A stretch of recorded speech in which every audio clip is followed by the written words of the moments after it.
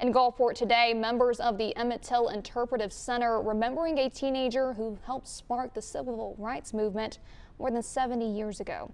Austin Johnson joins us in studio with how the program brought people together to remember one of the darkest days in our state's history.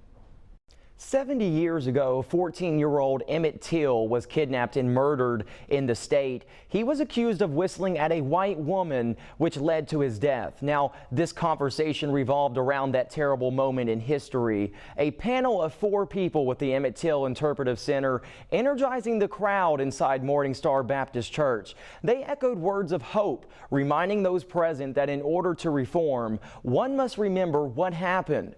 For a long time, the state was silent on the lynching of the young black teenager who was visiting from Chicago. Jay Rushing is the youth coordinator at the center.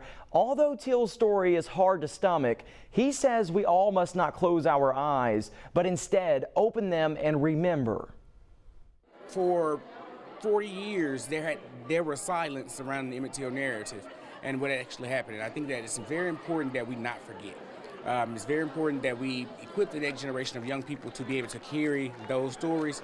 It's very important that we do things like preserve the sites, the spaces like the barn where Emmett Till was murdered in Drew, Mississippi.